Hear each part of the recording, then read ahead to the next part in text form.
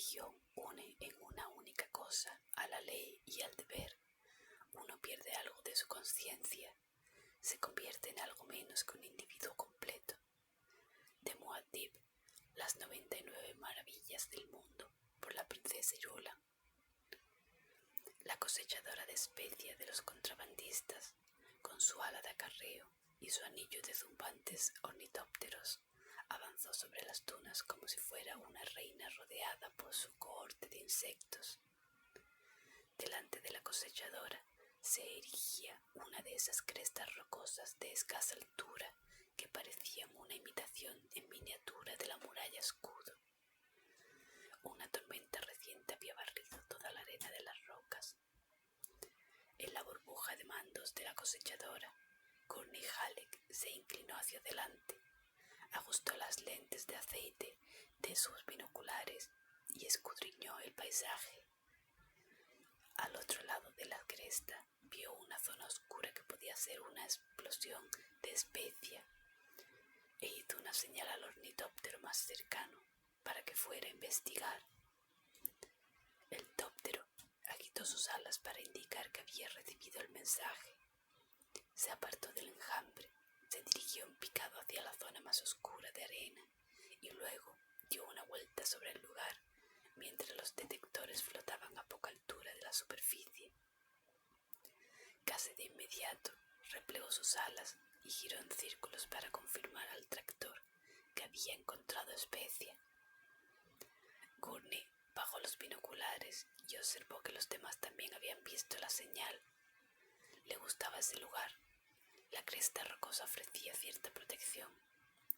Se encontraba en las profundidades del desierto, un lugar en el que las emboscadas eran poco probables, pero Gurney indicó a un aparato que sobrevolara las rocas para comprobar la zona y envió a otros a tomar posiciones en distintos puntos del lugar, a poca altura para evitar ser descubiertos por los detectores Harkonnen de largo alcance. Pero dudaba que las patrullas Harkonnen se aventuraran tan lejos hacia el sur. Aquel era territorio Fremen. Gurney revisó sus armas y maldijo que sus escudos fueran inútiles en un lugar así. Tenía que evitar a toda costa cualquier cosa que pudiera atraer a un gusano. Se frotó la cicatriz de estigma que le recorría la mejilla. Examinó el lugar y decidió que sería más seguro descender con un grupo de hombres a pie para atravesar las rocas. La inspección a pie seguía siendo la más segura. Uno no era nunca demasiado prudente cuando los Fremen y los Harkonnen se cortaban el cuello mutuamente. Sin embargo, quienes le preocupaban ahora eran los Fremen. No les importaba comerciar con toda la especie que fuese posible, pero se comportaban como unos auténticos demonios si alguien metía un pie en territorio que ellos consideraban prohibido. Y recientemente se habían vuelto muy astutos. Gurney consideraba que la astucia y el valor en combate de esos nativos eran un verdadero escollo. Hacían gala de un sofisticado conocimiento del arte de la guerra que nunca había visto antes, y él había sido adiestrado por los mejores combatientes del universo antes de participar en batallas donde tan solo sobrevivían los más fuertes. Volvió a escrutar el desierto y se preguntó de dónde surgía su acuciante inquietud.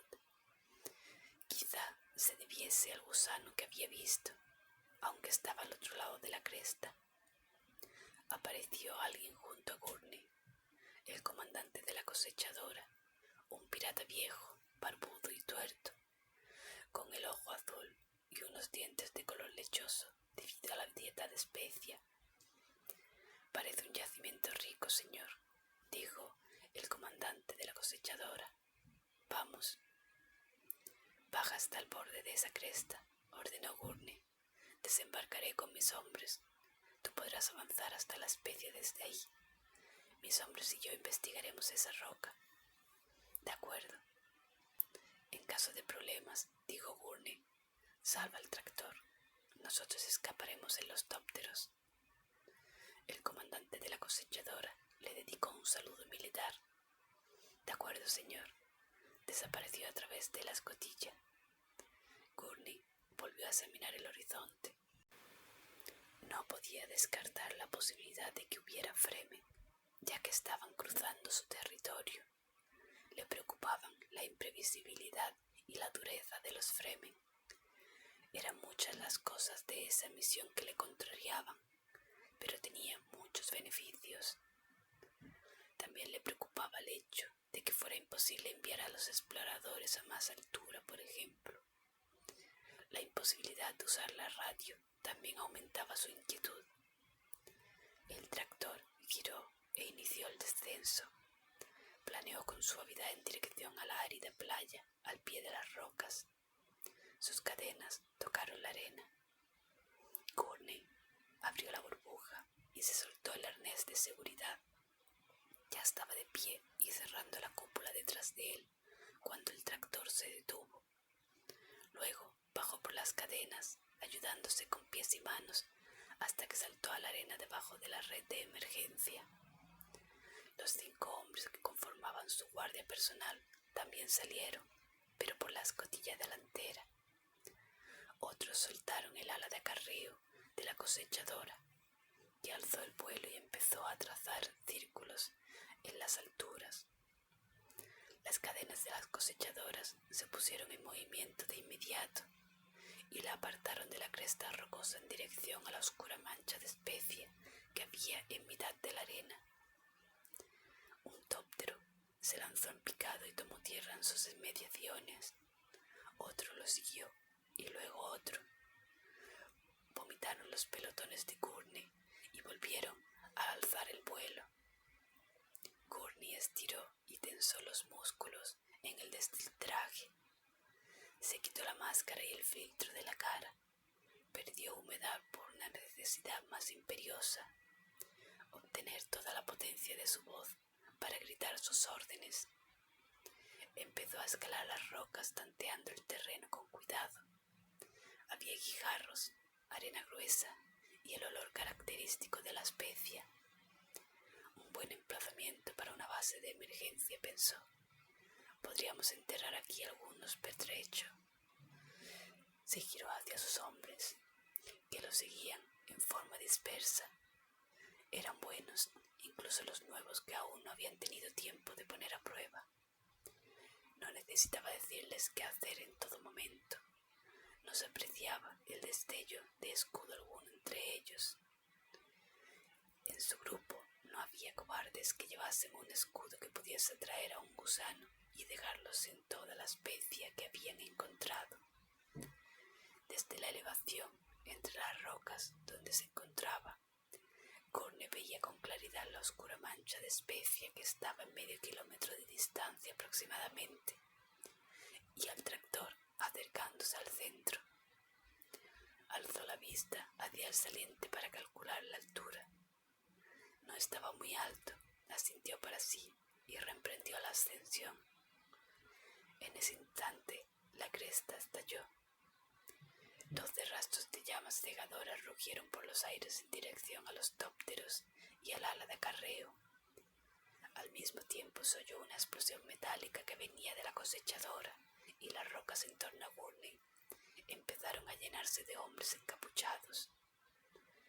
Gurney tuvo tiempo de pensar: por los cuernos de la gran madre, cohetes, están usando cohetes. Luego se encontró frente a una figura encapuchada y agazapada que le apuntaba con un gris. 2 hombres más estaban apostados en las rocas sobre él, a la izquierda y a la derecha.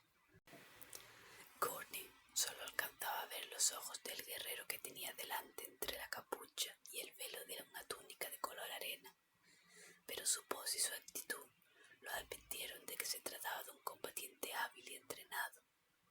Tenía los ojos azul contra azul de los Fremen del desierto profundo. Gurney acercó una mano al cuchillo sin apartar la vista del gris del guerrero. Si se atrevían a usar cohetes, es que disponían de otras armas de proyectil. Tenían que tener mucho cuidado. Por el ruido sabía que la mayor parte de la pared de roca se había derrumbado. A sus espaldas oía gruñidos y el fragor de una pelea. Los ojos de su adversario habían seguido el movimiento de la mano de Gurney hacia el cuchillo y luego había levantado la vista para mirarlo a la cara. «No desenfundes el cuchillo, Gurney Halleck», dijo el hombre. Gurney titubeó. La voz le resultaba extrañamente familiar a pesar de la distorsión producida por el filtro del destiltraje. «¿Sabes cómo me llamo?», preguntó. «No necesitas un cuchillo conmigo, Gurney», dijo el hombre. Se irguió y enfundó el gris bajo su túnica. «Di a tus hombres que dejen de resistirse inútilmente». El hombre echó la capucha hacia atrás y se quitó el filtro. Los músculos de Gurney se tensaron debido a la estupefacción. Por un momento creyó que contemplaba el fantasma del duque Leto Atreides, pero poco a poco descubrió quién era aquel hombre. «Paul», susurró. Luego dijo en voz alta: «Paul, ¿de verdad eres tú?» «¿No crees lo que ven tus ojos?», preguntó Paul. «Se rumoreaba que estabas muerto», dijo Gurney con voz ronca. Dio medio paso hacia adelante. «Di a tus hombres que se rindan», ordenó Paul, señalando hacia la parte baja de la cresta. Gurney se giró a regañadientes porque no quería apartar la vista de Paul. Solo vio algunos combates aislados. Los hombres del desierto eran encapuchados, parecían estar en todas partes. El tractor estaba inmóvil y en silencio, con un grupo de Fremen sobre él. No se oía ninguna aeronave sobre sus cabezas. «Dejad de luchar», gritó Gurney. Respiró hondo, hizo bocina con las manos y repitió: «Aquí, Gurney Halleck, dejad de luchar». Las figuras que luchaban se separaron poco a poco. Unas miradas inquisitivas se dirigieron hacia él. «Son amigos», gritó Gurney. «Pues vaya amigos», respondió una voz. «Han matado a la mitad de los nuestros». «Ha sido un error», dijo Gurney. «No lo empeoréis». Se giró de nuevo hacia Paul y miró con fijeza los ojos de ese azul contra azul Fremen del chico. Una sonrisa se dibujó en el rostro de Paul, pero en la expresión había una dureza que a Gurney le recordó al viejo duque, el abuelo del chico. En ese momento, Gurney vio una seguridad implacable que nunca había visto antes en los Atreides. Paul tenía la piel algo curtida y una mirada atenta y calculadora a la que parecía que nada se le podía escapar. «Se rumoreaba que estabas muerto», repitió Gurney. «Y pensé que era más seguro que siguiesen creyéndolo», dijo Paul. Gurney se dio cuenta de que esa sería la única disculpa que oiría jamás por haber sido abandonado a su suerte y por haberle dejado creer que el joven duque, su amigo, había muerto. Se preguntó entonces si aún quedaba en él algo del muchacho que había conocido y al que había adiestrado en el arte de la lucha. Paul avanzó un paso hacia Gurney y sintió que algo le escocía los ojos. «Gurney», ocurrió sin más. Se encontraron el uno en brazos del otro, dándose palmadas en la espalda y sintiendo el reconfortante contacto de la recia carne. Joven cachorrillo», repitió Gurney una y otra vez. Y Paul dijo: «Gurney, viejo Gurney». Luego se separaron y se miraron el uno al otro. Gurney respiró hondo. «Así que eres el culpable de que los Fremen sean tan diestros en la batalla. Tendría que haberlo imaginado. Hacen cosas que podrían haber planeado yo mismo si hubiese sabido que...». Agitó la cabeza. «Si solo hubiese enviado un mensaje, muchacho, nada hubiera podido detenerme. Hubiese venido a toda prisa y...». Lo interrumpió una expresión en los ojos de Paul, dura y calculadora. Gurney suspiró. Claro, y seguro que también están los que se hubiesen preguntado por qué Gurney Halleck se iba con tanta premura, y seguro que alguien habría hecho algo más que formularse simples preguntas. Habrían iniciado una caza para buscar respuestas. Paul asintió y observó a los Fremen que las miradas reflexivas y calculadoras en los rostros de los Fedaykin. Apartó la vista de sus comandos de la muerte y volvió a centrarse en Gurney. Haber encontrado a su viejo maestro de armas le llenaba de alegría. Era como un buen presagio, la señal de que el curso del futuro le sería propicio. Con Gurney a mi lado, miró detrás de la cresta y de los Fedaykin mientras examinaba a los contrabandistas que habían venido con Gurney. ¿De parte de quién están tus hombres, Gurney?, preguntó. Todos son contrabandistas, respondió Gurney. Están del bando en el que hay beneficios. Nuestra aventura nos reportará muy pocos beneficios, dijo Paul, y captó el imperceptible gesto que le había hecho Gurney con la mano derecha, el viejo código gestual de otros tiempos. Le había dicho que entre los contrabandistas había hombres en los que uno no podía confiar.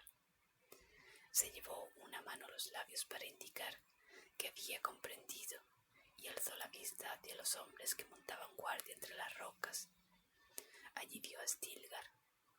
El recuerdo de su problema pendiente con Stilgar enfrió parte de su alegría. Stilgar, dijo, este es Gurney Halleck, del que me has oído hablar, el maestro de armas de mi padre, uno de los que me enseñaron a combatir, un viejo amigo. Se puede confiar en él para cualquier cosa. Entiendo, dijo Stilgar, tú eres su duque. Volvió como se le ensombrecía el rostro y se preguntó qué razones había impelido a Stilgar a decir justo eso, su duque. Había habido una entonación sutil y extraña en la voz de Stilgar, como si quisiese decir otra cosa. Eso no era propio de Stilgar, que era un jefe Fremen, un hombre que decía lo que pensaba. Mi duque, pensó Gurney. Miró a Paul como si lo volviera a ver por primera vez. Sí, con Leto muerto, el título recae sobre los hombros de Paul. El esquema de la guerra de los Fremen en Arrakis adquirió una nueva fisonomía en la mente de Gurney. Mi duque, algo que ya estaba muerto en las profundidades de su conciencia, resucitó poco a poco. Oyó la voz ahogada de Paul ordenando que se desarmara a los contrabandistas hasta que pudiesen ser interrogados. La mente de Gurney volvió a la realidad cuando oyó protestar a algunos de sus hombres. Agitó la cabeza y se giró. «Estáis sordos», bramó. «Es el legítimo duque de Arrakis. Haced lo que se os ordena». Los contrabandistas se resignaron entre gruñidos. Paul se acercó a Gurney y habló en voz baja. «Nunca hubiera imaginado que caerías en esta trampa, Gurney». «Me lo merezco», aseguró Gurney. «Estoy por apostar que esa mancha de especia no tiene más espesor que un grano de arena y que se trata de un cebo para traernos». «Ganarías esa apuesta», dijo Paul. Miró cómo desarmaban a los hombres. «Hay otros hombres de mi padre entre los tuyos». «Ninguno, nos separamos. Hay algunos entre los comerciantes libres. Muchos han gastado todas sus ganancias para mancharse de este lugar. Pero tú te quedaste. Yo me quedé. Porque Rabán está aquí», dijo Paul. «Pensé que lo único que quedaba era la venganza», dijo Gurney. Un grito extrañamente sincopado resonó en la cresta. Gurney miró hacia arriba y vio que un Fremen agitaba un pañuelo. «Se acerca un hacedor», dijo Paul. Avanzó hacia un espolón de roca seguido de Gurney y miró hacia el sudeste. La ola de arena que levantaba el gusano era visible a mitad de camino entre las rocas y el horizonte. Un rastro coronado de polvo que atravesaba el desierto directamente hacia ellos. «Es uno de los grandes», dijo Paul. Un estrépito metálico procedente de la cosechadora sonó a sus espaldas. La máquina giraba sobre sí misma como un insecto gigantesco y se movía despacio hacia las rocas. «Lástima que no hayamos podido salvar el ala de acarreo», dijo Paul.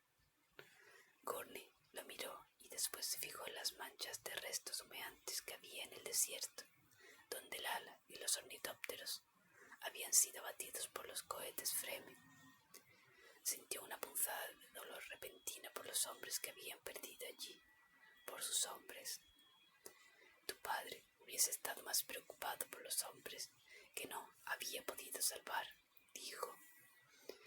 Paul le dedicó una mirada dura y luego bajó la cabeza. Eran tus amigos, Gurney, dijo. Te entiendo. Sin embargo, para nosotros eran unos intrusos. Podrían haber visto cosas prohibidas. Tú también deberías comprenderlo. Lo entiendo muy bien, dijo Gurney. Ahora tengo curiosidad por ver esas cosas prohibidas.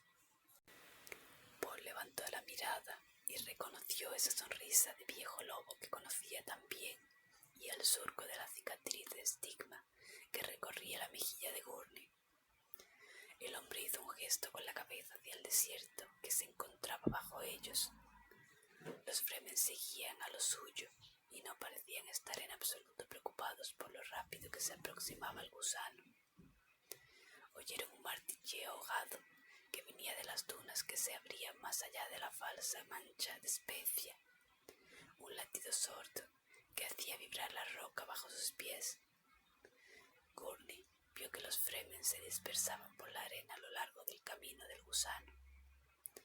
La criatura parecía un gigantesco pez de arena que se erigía sobre la superficie, mientras sus anillos se retorcían y formaban ondulaciones en la arena. Desde su privilegiada posición sobre el desierto, Gurney vio la captura del gusano, el atrevido salto con los garfios del primer hombre, el giro de la criatura y la manera en que todo un grupo de hombres ascendía por el flanco escamoso y reluciente. Esta es una de esas cosas prohibidas, anunció Paul. Circulaban muchos rumores e historias, dijo Gurney, pero no son cosas que uno pueda creer sin haberlas visto. Agitó la cabeza. Usáis como animal de monta a la criatura que temen todos los hombres de Arrakis. Mi padre siempre nombraba la supremacía del desierto, dijo Paul. Pues ahí está. La superficie de este planeta es nuestra. No hay tormentas ni criaturas que puedan detenernos. Habla en primera persona del plural, pensó Gurney. Se refiere a los Fremen. Se considera uno de ellos. Volvió a mirar el azul de la especia de los ojos de Paul. Sabía que sus ojos también tenían un atisbo de ese color, pero los contrabandistas podían obtener alimentos de otros planetas, y había una sutil relación de castas entre ellos según el tono y la intensidad de los ojos. Cuando un hombre se volvía demasiado parecido a los indígenas, se decía de él que tenía el toque de especia, y siempre había cierto desprecio en esas palabras. Hubo una época en que nunca cabalgábamos hacedores a la luz del día en estas latitudes, dijo Paul, pero Rabán ya no dispone de un número suficiente de aparatos para malgastar en busca de pequeñas manchas de arena. Miró a Gurney. Tus aeronaves nos han pillado por sorpresa. Nos. Gurney agitó la cabeza para apartar esos pensamientos. Nosotros nos hemos sorprendido más que vosotros, dijo. ¿Qué se dice de Rabán en las dolinas y en los poblados?, preguntó Paul. Se comenta que han fortificado los poblados de los Graven hasta tal punto que no conseguiréis nada contra ellos. Se rumorea que solo necesitan sentarse tranquilamente tras sus defensas y dejar que os agotéis en fútiles ataques. En otras palabras, dijo Paul, se han aislado. Y vosotros podéis ir a donde os plazca, dijo Gurney. Es una táctica que aprendí de ti, dijo Paul. Han perdido la iniciativa, por lo que han perdido la guerra. Gurney le dedicó una sonrisa de complicidad. Nuestro enemigo se encuentra justo donde quiero que esté, dijo Paul. Miró a Gurney. Bueno, Gurney, ¿quieres alistarte conmigo para el final de esta campaña? ¿Alistarme? Gurney lo miró sorprendido. Mi señor nunca ha dejado de servirte. eres lo único que me queda, y pensar que creía que estabas muerto. He sobrevivido solo y como he podido, a la espera de sacrificarme por el único que me quedaba, la muerte de Rabán. Se hizo un embarazoso silencio alrededor de Paul. Una mujer ascendió por las rocas hacia ellos. Miraba a Paul y a su acompañante con unos ojos que destacaban entre la capucha y la máscara de su textil traje.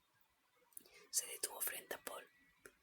Gurney notó su aire posesivo en la manera en que se acercaba a Paul. «Chani», dijo Paul, «este es Gurney Halleck. ¿Me has oído hablar de él?» «Te he oído hablar». Miró a Halleck y luego volvió a centrarse en Paul. «¿Dónde han ido los hombres con el hacedor?», preguntó Paul. «Lo han cabalgado para distraerlo y darnos tiempos de salvar a la máquina». «Bien, pues», Paul se interrumpió y husmeó el aire. «El viento se acerca», dijo Chani. Aquí», llamó una voz en la cresta que estaba sobre ellos. «El viento». Gurney vio que los Fremen empezaban a darse prisa, guiados por una urgencia repentina. La llegada del viento les daba más miedo que la de un gusano. La cosechadora alcanzó poco a poco las primeras estribaciones rocosas. Le abrieron una entrada entre las rocas, que luego volvieron a colocar como si el tractor no acabara de pasar por ellas. «¿Tenéis muchos escondrijos como este?», preguntó Gurney. «Muchísimos», dijo Paul. Se giró hacia Chani. «Encuentra a Corva. Dile que Gurney me ha advertido que entre esos contrabandistas hay algunos que no son de fiar». Chani volvió a mirar a Gurney, luego a Paul, asintió y se alejó entre las rocas con la agilidad de una gacela. «Es tu mujer», dijo Gurney. «La madre de mi primogénito», dijo Paul. «Hay otro leto entre los Atreides». Gurney abrió un poco los ojos ante la noticia. Paul observó la actitud de sus hombres con un ojo crítico.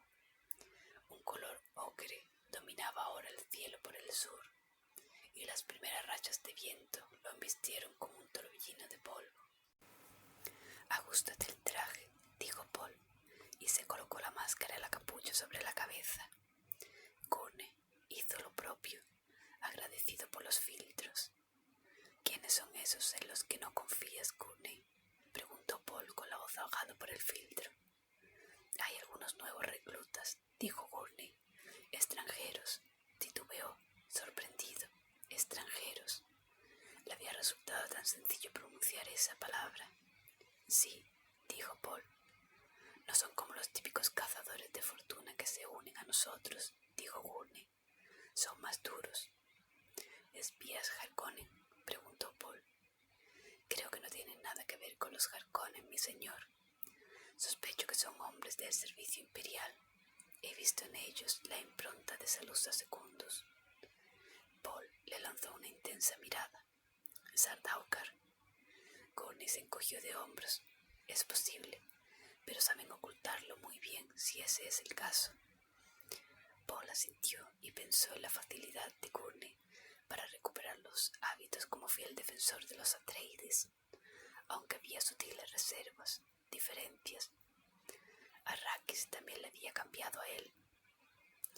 Dos Fremen encapuchados emergieron de una abertura entre las rocas bajo ellos y escalaron los riscos. Uno carreaba un gran bulto negro sobre el hombro. «¿Dónde están mis hombres?», preguntó Gurney. «Seguros entre las rocas que tenemos debajo», aseguró Paul. «Aquí tenemos una caverna, la caverna de los pájaros. Decidiremos qué hacer con ellos después de la tormenta».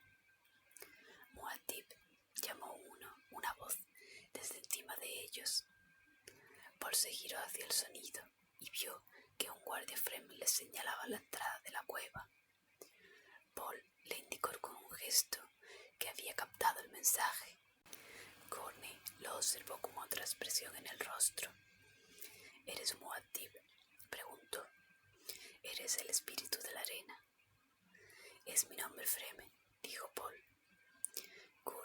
sintió un opresivo presentimiento que le hizo apartar la mirada. La mitad de sus hombres yacían muertos en la arena y el resto estaba cautivo. No le importaban los nuevos reclutas, pero entre los otros había hombres de valía, amigos y gente de la que se sentía responsable. Decidiremos qué hacer con ellos después de la tormenta, era lo que había dicho Paul, lo que había dicho Muad'Dib.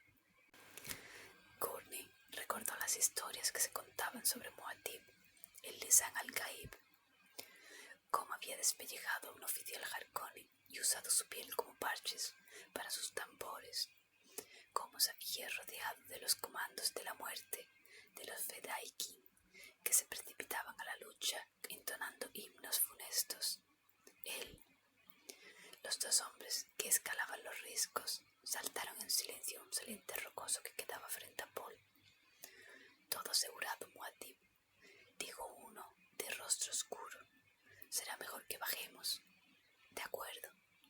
Gurney notó el tono de voz del hombre, mitad orden, mitad súplica. Era el que se llamaba Stilgar, otra figura en las nuevas leyendas Fremen. Paul observó el bulto que cargaba el otro. «Corva, ¿qué llevas ahí?», preguntó. «Estaba en el tractor», respondió Stilgar. «Lleva las iniciales de este amigo tuyo y contiene un baliset. Te he oído hablar tantas veces de lo bien que Gurney Halleck toca el baliset». Gurney estudió al Fremen y vio cómo la punta negra de su barba sobresalía por el borde de la máscara. También su mirada de halcón y la nariz aguileña. «Tienes un compañero que piensa, mi señor», dijo Gurney. «Gracias, Stilgar». Stilgar indicó a su compañero que le diese el bulto a Gurney. «Da las gracias a tu señor duque», dijo. «Es su favor el que ha hecho que te aceptemos». Gurney cogió el bulto, perplejo por la dureza de esas palabras. Había un aire de desafío en ese hombre, y Gurney se preguntó si los Fremen serían capaces de sentir celos. Él era Gurney Halleck, alguien que conocía a Paul desde hacía mucho tiempo, antes de Arrakis. Un hombre que compartía una camaradería de la que Stilgar siempre quedaría excluido. «Me gustaría que fuerais amigos», dijo Paul. «Stilgar el Fremen es un nombre famoso», dijo Gurney. «Me sentiré honrado de contar entre mis amigos a un asesino de Harkonnen». «¿Le darás la mano a mi amigo Gurney Halleck, Stilgar?», preguntó Paul. Stilgar extendió la mano despacio y tocó los callos de la mano del arma que le tendía Gurney. «Pocos son los que no han oído el nombre de Gurney Halleck», dijo antes de soltarlo. Se giró hacia Paul. «La tormenta avanza rápido». «Vamos», dijo Paul. Stilgar se dio la vuelta y lo guió entre las rocas por un sendero tortuoso que los condujo a una grieta oculta que se abría a la entrada de una caverna. Un grupo de hombres se apresuró a sellarla justo después de que entrasen. Los globos alumbraban una cavidad amplia excavada en la roca con un techo abovedado y un saliente alto en el que se abría un pasillo. Paul saltó el saliente y abrió camino a Gurney por el pasillo.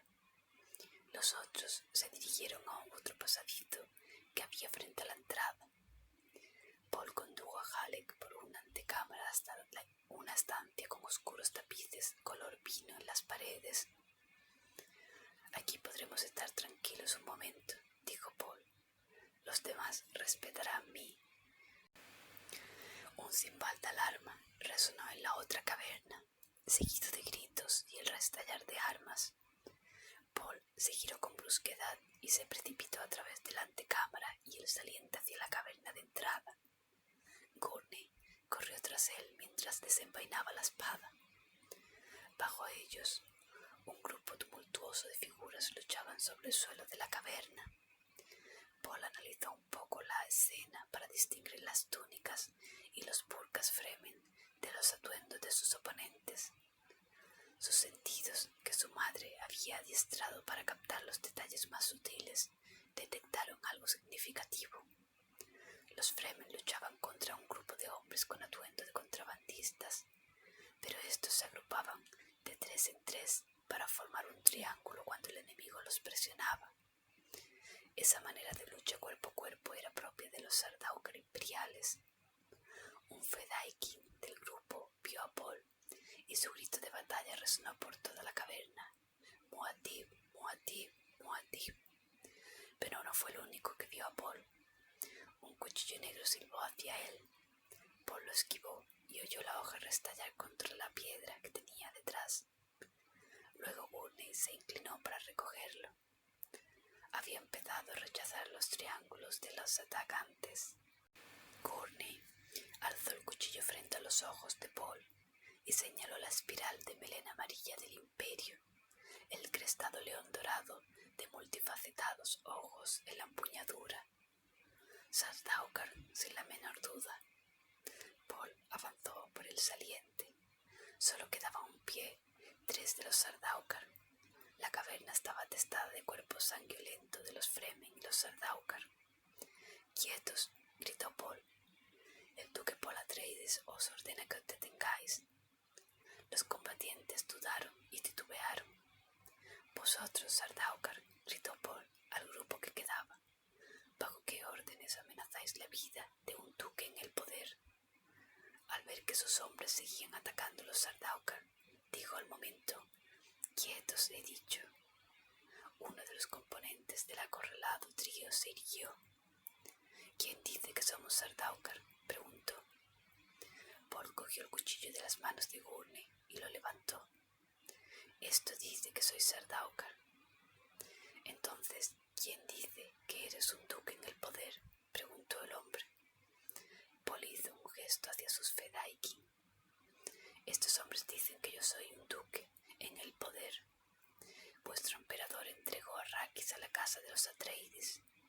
Yo soy la casa de los Atreides». El Sardaukar se quedó en silencio inquieto. Paul examinó al hombre, alto, de rasgos poco acusados, con una cicatriz pálida que le cruzaba la mejilla izquierda. Había rabia y confusión en sus ademanes, pero persistía en él ese orgullo sin el que un Sardaukar estaba como desnudo, y que los vestía cuando estaban desnudos de verdad. Paul dedicó una mirada a uno de los lugartenientes Fedaykin. «Corva, ¿de dónde han sacado las armas?», dijo. «Llevaban cuchillos en fundas bien disimuladas bajo los deslitrajes», dijo el lugarteniente. Paul examinó a los muertos y a los heridos de la caverna y luego dedicó su atención al lugarteniente. No había necesidad de palabras. El lugarteniente bajó la mirada. «¿Dónde está Chani?», preguntó Paul, que contuvo el aliento en espera de la respuesta. «Stilgar la ha sacado de aquí», señaló con la cabeza hacia el otro pasadizo y fue incapaz de no mirar a los muertos y heridos. «Me considero responsable de este error, Muad'Dib». «¿Cuántos de esos Sardaukar había, Gurney?», preguntó Paul. 10. Paul saltó al suelo de la caverna y avanzó hasta detenerse a 1 metro del Sardaukar que había hablado. Notó que los Fedaykin se tensaban. No les gustaba ver que Paul se exponía al peligro. Era lo primero que debía impedir, ya que ningún Fremen quería perder la sabiduría de Muad'Dib. «¿A cuántos sienten nuestras pérdidas?», preguntó Paul al lugarteniente sin darse la vuelta. 4 heridos y 2 muertos, Muad'Dib». Paul captó un movimiento detrás de los Sardaukar. Chani y Stilgar aparecieron por el otro pasadizo. Volvió a centrarse en el Sardaukar y observó el blanco de otro mundo que había en los ojos del hombre. «¿Cómo te llamas?», preguntó. El hombre se paró y miró a la izquierda y derecha. «Ni lo intentes», espetó Paul. «Es obvio que os han ordenado buscar y acabar con Muad'Dib. Estoy seguro de que habéis sido vosotros quienes habéis sugerido que se buscase la especie en el desierto profundo». Una leve sonrisa se dibujó en los labios de Paul cuando oyó que Gurney soltaba una exclamación ahogada en sus palabras. «La sangre enrojeció el rostro del Sardaukar. «Tienes frente a ti a alguien más que Muad'Dib», dijo Paul. «Han muerto 7 de los vuestros y solo 2 de los nuestros. 3 por cada uno. No está mal contra los Sardaukar, ¿no?» El hombre se puso de puntillas y se volvió a dejar caer cuando vio que los Fedaykin daban un paso hacia él. «He preguntado que cómo te llamas», repitió Paul usando la voz. «Dime cómo te llamas». «Capitán Aram Sham, Sardaukar Imperial», espetó el hombre. Los músculos de sus mejillas se relajaron. Miró a Paul confuso. Había considerado que la caverna era una madriguera de bárbaros, pero sus ideas empezaban a cambiar. «Bien, capitán Aram Sham», dijo Paul, «los halcones pagarían una buena suma por saber lo que sabes ahora. Y el emperador, ¿qué estaría dispuesto a pagar por saber que hay un Atreides que aún sigue vivo pese a su traición?» El capitán miró a derecha e izquierda hacia los hombres que le quedaban. Paul casi podía ver los pensamientos que se remolinaban en la cabeza del Sardaukar. Ellos no se rendían nunca, pero el emperador tenía que conocer esa amenaza. «Ríndete, capitán», dijo Paul, usando de nuevo la voz. El hombre a la izquierda del capitán saltó de pronto hacia Paul, pero se topó con el súbito impacto del cuchillo de su capitán contra su pecho. El atacante cayó al suelo, hecho un guiñapo, con el cuchillo hundido en el cuerpo. El capitán miró al único compañero que le quedaba. «Yo soy quien decide cuál es el mejor modo de servir a su majestad», dijo. «¿Comprendido?» El otro Sardaukar relajó los hombros. «Suelta el arma», dijo el capitán. El Sardaukar obedeció. El capitán volvió a mirar a Paul. «He matado a un amigo por vos», dijo. «Recordadlo siempre». «Sois mis prisioneros», dijo Paul. «Os rendís a mí. Que viváis o muráis no tiene importancia alguna». Hizo un gesto a los guardias para que se llevaran a los 2 Sardaukar. Luego señaló al lugarteniente que había registrado a los prisioneros. Los guardias dieron un paso al frente y se llevaron los Sardaukar. Paul se giró hacia el lugarteniente. «Muad'Dib», dijo el hombre, «te he fallado». «El fallo ha sido mío, Corva», dijo Paul. «Tenía que haberte advertido. Recuerda lo que ha ocurrido hoy en el futuro, cuando vuelvas a registrar a un Sardaukar. Y recuerda también que todos llevan 1 o 2 uñas de los pies falsas que pueden combinarse con otros elementos ocultos en su cuerpo para crear un radiotransmisor funcional. Tienen 1 o varios dientes falsos. Llevan espiras de hilo shiga ocultas entre los cabellos, tan fino que es casi invisible, pero lo bastante resistente como para estrangular a un hombre e incluso cortarle la cabeza. A los Sardaukar hay que examinarlos centímetro a centímetro, sondearlos con rayos X, cortarles todo el pelo y el vello del cuerpo, y cuando hayas terminado, puedes estar seguro de que aún no habrás descubierto todo lo que lleva». Levantó la vista hacia Gurney, que se les había acercado. «Entonces es mucho mejor matarlos», dijo el lugarteniente. Paul agitó la cabeza sin dejar de mirar a Gurney. «No, quiero que consigan escapar». Gurney abrió los ojos como platos. «Señor», jadeó. «Sí, tu hombre tiene razón. Hay que matar a esos prisioneros de inmediato y destruir toda prueba de ellos. Has humillado a los Sardaucas imperiales. Cuando el emperador se entere, no se detendrá hasta que no te vea asándote a fuego lento». «Es difícil que el emperador tenga ocasión de hacerlo», dijo Paul despacio y con frialdad. Algo había ocurrido en su interior mientras hacía frente al Sardaukar.